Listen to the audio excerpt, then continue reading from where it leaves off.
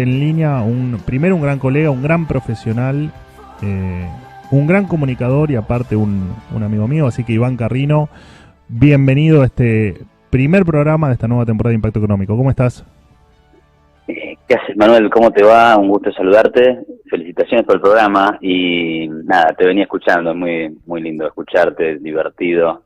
Me gustó lo de Durán Barba, la verdad que cuando el mercado espera que le des ciertas medidas pro mercado, este señor dice que que tenemos el gobierno más de izquierda de la historia. Es una cosa, es una cosa tragicómico, realmente, ¿no? a mí ya no me sorprende nada, pero la verdad es que escuchar eso, no sé cómo realmente, cómo no le tapan la boca. Ahora, en ese contexto, lo que te quería precisamente preguntar es que me cuentes un poquitito cuál es la foto que ves vos económica, qué es lo que está pasando hoy en la Argentina, y ver si también me podés dar un comentario, más allá de que nosotros tratamos de no meternos en la política partidaria o en la política de Argentina, pues es el perfil que tenemos, que me puedas hacer también un paralelismo en lo que está pasando con esto que le empezaron a llamar riesgo político, ¿no?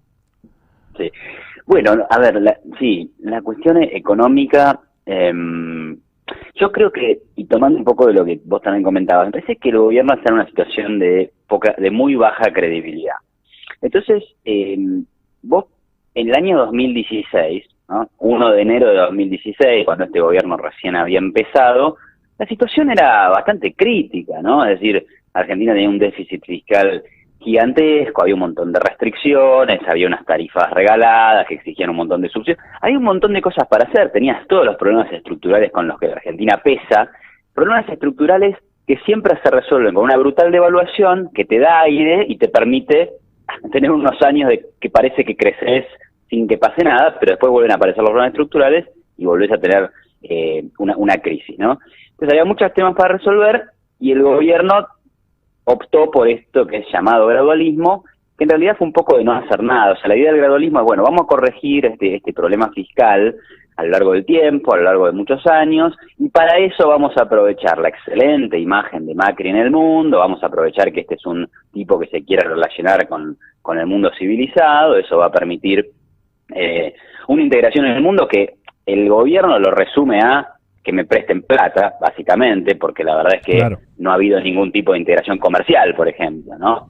Entonces, integrarse al mundo es préstame plata para financiar este gradualismo, y eso fue lo que se llevó a cabo. Ahora, en el 2018, en realidad 2017, 2018, ese gradualismo fue empezado a percibir como estos tipos no están haciendo nada, y la desconfianza del mercado, digamos que empezó a crecer, y hacia finales de 2017 tuviste el 28 de diciembre, que ahí yo diría que lo que se veía como la última pata ortodoxa de un gobierno que estaba dando señales confusas fue vulnerada. El riesgo país empieza a subir fuerte ahí, estábamos por 300 y terminaste el año siguiente con alrededor de 800 puntos, en 2018, y ahí fuiste al fondo. Y en realidad hice toda esta historia, pero para ir a este primer punto.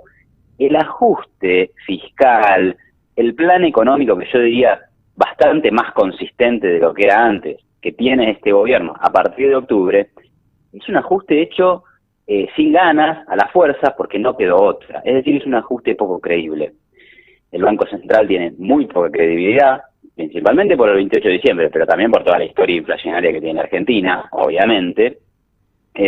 Y ahora en este tiempo reciente, porque ha cambiado sus reglas de manera permanente, ¿no? Y el gobierno, digamos, el Ejecutivo, también tiene poca credibilidad. ¿Por qué? Bueno, porque por ahí a Dujovne le gustaría achicar el déficit, pero a Elisa Carrió no sé, a Dante Sica no sé, a Marcos Peña no sé. Entonces, ¿cuán creíble es este esquema, no? ¿Cuán sostenible es? ¿Cuán bien han presupuestado lo que viene para el futuro de manera de garantizarle a los acreedores que se va a pagar la deuda, ¿no? Si vienen pifiando todos los pronósticos. Entonces, estos ajustes que se hacen con poca credibilidad son muy dolorosos, y eso es lo que está reflejando, me parece, el riesgo país, ¿no? Y una cosita más para saber esto. Vos decías, sí, el mercado estaba esperando medidas más pro mercado y tiraron precios cuidados. Yo coincido, eso es es súper electoralista. Ahora, creo que incluso habiendo tirado un plan o más anuncios de más ajuste, yo creo que hoy no te sirven porque no hay credibilidad. Entonces te vas a comprometer a metas que nadie cree que las puedas alcanzar. Entonces la verdad es que me parece que estamos mal, complicados, pero con poco margen. O sea, desde la política económica no hay margen para mucho más de acá hasta octubre, ¿no? Sí, porque ahí sí se te mezcla el plafón político donde no tenés el apoyo con la oposición, lo tuviste en tal caso el primer momento del gobierno, después medio como que eso se te fuma, no a Macri, a cualquier gobierno, ¿no? El plafón político es fundamental para hacer reformas. La pregunta que me dejaste ahí en el medio picando es si el financiamiento no se hubiese cortado, o sea, si el mundo no se hubiese complicado a principios del 2018 y hoy todavía teníamos el financiamiento. ¿Crees realmente que en el medio hubiese habido medidas un poco más estructurales que cambien el futuro? ¿O pensás que hubiésemos seguido aprovechando el financiamiento hasta que por ahí Macri ahora ganaba por el 60% de los votos, pues estabas todavía en crecimiento? ¿Cuál te pensás que hubiese sido la foto si en vez de que haya pasado lo que efectivamente pasó, hubiese habido dólares disponibles todavía para la Argentina hasta hoy inclusive? Es una pregunta excelente, ¿no? Digamos, si uno juzga por los hechos pasados, uno diría que no iba a haber más reformas. ¿Por qué? Porque en el 2016, digamos, los que nos preocupábamos por estos temas, era como, bueno, a ver, tienen que ir hasta a mayores reformas, está muy bien salir del cepo, está muy bien ajustar tarifas, pero el nivel de gasto público no lo vas a corregir solo con tarifas, el déficit sigue siendo muy alto, guarda con el tema jubilatorio, y ahí la respuesta era, pará porque tenemos que ganar las elecciones.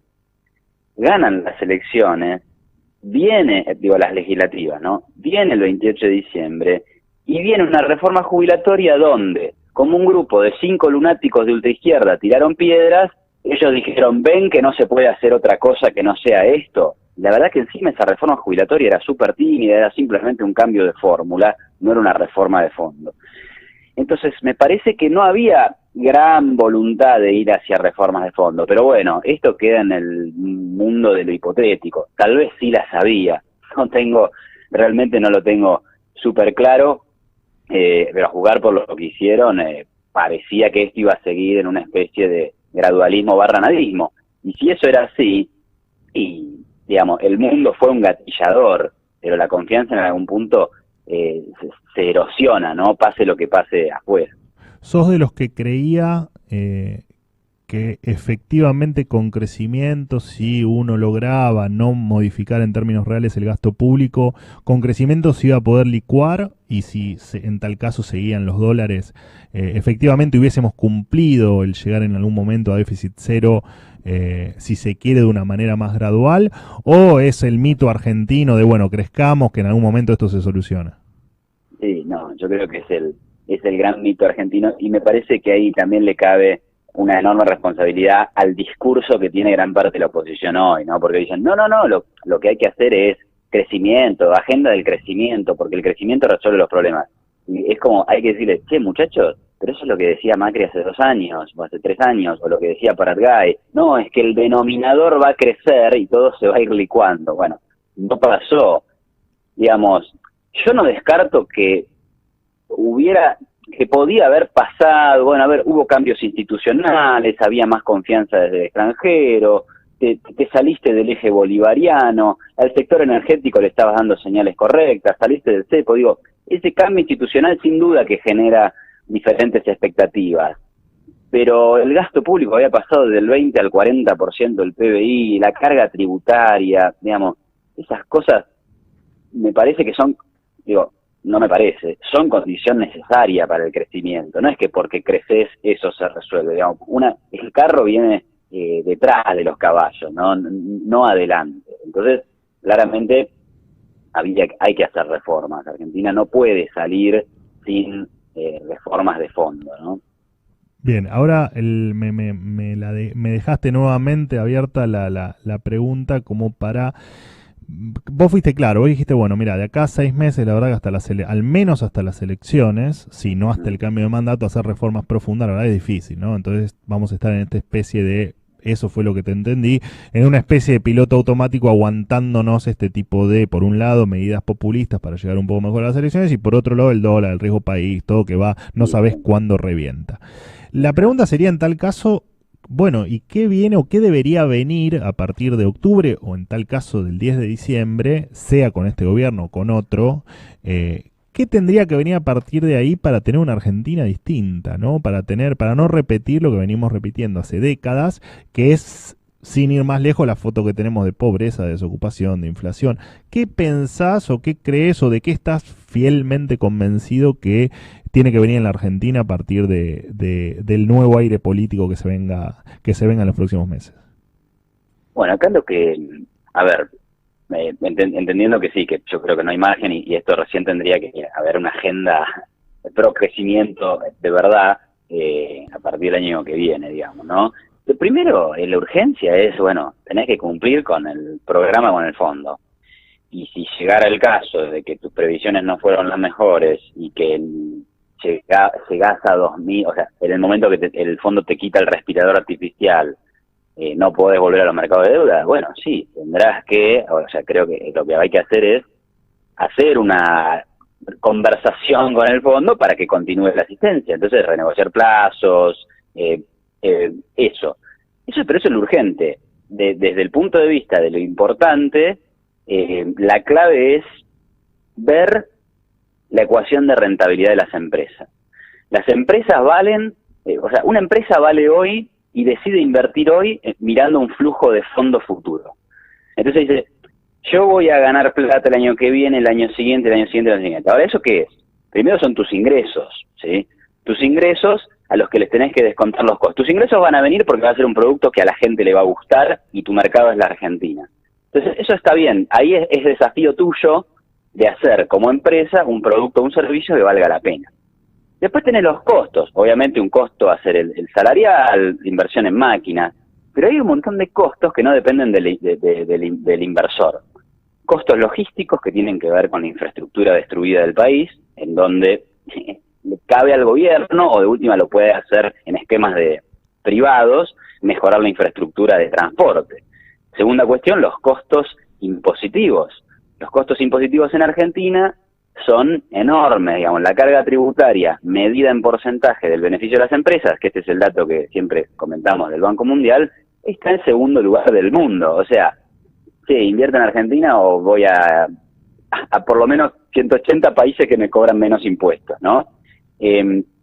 Por otro lado, el costo regulatorio, tenemos una economía altamente regulada, donde para abrir una empresa tenés que estar 40 días, y el costo, digamos, salarial, pero que no es salario, ¿no? Es decir, todo lo que son las cargas sociales, etcétera. Entonces, fíjate vos que a la ecuación de inversión le sumás todos esos costos que no son de la empresa, y encima este flujo de fondos tenés que descontarlo por la tasa de interés que está afectada por el riesgo país y por la inflación. Entonces, hay que bajar el riesgo país, hay que hacer política monetaria dura para bajar la inflación, y después tenés que hacer una reforma del Estado para bajar todos estos costos con los que carga el sector privado y por el cual la economía no puede crecer y no tiene horizontes de futuro. Entonces, ahí está el tema. Y ahí, vuelvo por ahí a tu comentario anterior, el factor político.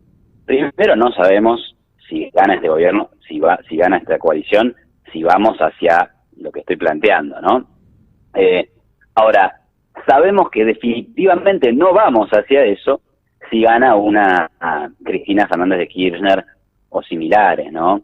Yo la otra vez miraba los datos de Grecia, que Grecia desde el 2010 en adelante, que atravesó sucesivos programas de asistencia del Fondo Monetario, la Comisión Europea y otro organismo multilateral más, donde a Grecia se le prestaron más de 240.000 millones de euros. Estamos hablando de un paquete de rescate mucho más grande al argentino. Grecia tenía los mismos problemas que teníamos nosotros, gasto público alto, déficit fiscal, alta regulación para sus empresas, y ahora ellos no tenían moneda propia. Nosotros tenemos los problemas fiscales de Grecia con moneda propia y con un banco central que no tiene credibilidad. Estamos como más complicados.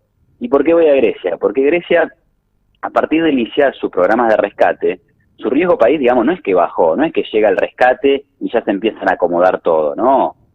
Fueron años muy difíciles, el PBI de Grecia cayó 25% en 4 años, y en un momento, en el año 2014, la incertidumbre política se fue al máximo porque un partido llamado Syriza, en donde su ministro de Economía era marxista, vaya casualidad para el caso argentino, estaba en auge y efectivamente ganó las elecciones. Y ahí se temió lo peor, se viene el corralito, Grecia sale del euro, etcétera, etcétera. Y el riesgo país, que había vuelto más o menos a niveles de pre-rescate del fondo, volvió a subir de manera acelerada. Argentina está en una situación parecida, ¿no? O sea, con muchos problemas propios, digamos, de este gobierno, de no haber bajado la inflación, de tener déficit fiscal alto, etcétera, etcétera. Y viene encima con la amenaza populista a la vuelta de la esquina, así que es un combo muy complicado, ¿no? Seguro, seguro. Sí, de hecho creo que Grecia, no tengo ahora el dato exacto, pero me parece que la semana pasada presentó una carta de intención en el Fondo Monetario para cancelar, si no toda, buena parte de la deuda con el Fondo Monetario Internacional. O sea que poder se puede, va. Esa es Sí. la conclusión que queda. Iván, para cerrar, y lo hago con todos los entrevistados, me gustaría que me digas, por un lado, quién te gustaría y por el otro lado, quién crees que efectivamente va a ser el presidente con el que te levantes el 11 de diciembre. Si yo tengo que elegir a alguien que sea presidente, la verdad es que lo voto al recientemente habilitado candidato a presidente, José Luis Espert. Yo creo que José Luis es, primero, un economista profesional de excelencia, de los mejores de la Argentina. Segundo, es una persona que ha tenido un nivel de coherencia extraordinaria a lo largo de toda su carrera profesional. Y eso es algo que no lo tiene para mostrar casi nadie en este país. Y en tercer lugar, que tiene las ideas que este país necesita, digamos, un poco lo que te comentaba yo de esta ecuación de las empresas que hace crecer a los países. Esper plantea que hay que reducir el tamaño del Estado para alivianar este tipo de costos, que hay que integrarse al mundo para que nuestras empresas tengan mejor tecnología, mayor productividad, que hay que terminar con la inflación, que hay que hacer cosas de sentido común. Entonces, digamos, me parece que, digo, desde mi punto de vista, obviamente que sería mi candidato. Obviamente, yendo a la realidad, no creo que esté dentro de las opciones. Por ahí sí, la verdad es que las encuestas siempre dicen una cosa, pero termina pasando otra, por ahí da un efecto sorpresa, vaya a saber. Ahora, entre los tres candidatos, digo tres porque está Macri, estaría Cristina, estaría Lavagna. La verdad, ¿quién va a ser? No lo sé.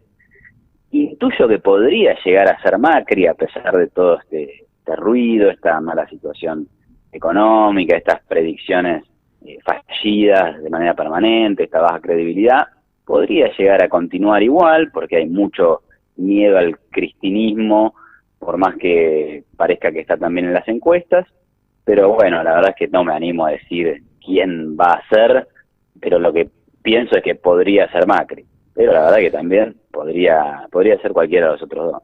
Iván, 1.000.000 de gracias por la charla, la verdad que fue un placer tenerte acá, espectacular entrevista y sos claro como siempre, como te vemos en la tele, sos igual de claro en persona, por teléfono y ahora haciéndote la entrevista acá en la radio, así que 1.000.000 de gracias y por supuesto te comprometo a una próxima entrevista más adelante. Obviamente, Manuel, un gran abrazo y éxitos para vos también, y seguí así, seguí con esos videitos, esos comentarios ácidos. Muy bueno. Muchas gracias por Te agradezco mucho. Un abrazo grande, Iván, y gracias. Chao, chao. Bueno, Iván Carrino, la verdad que una joyita dentro del liberalismo y de los economistas que uno puede tener la posibilidad. Hay un montón de economistas y de gente que habla de economía muy buena, muy respetable. Por desgracia, no todos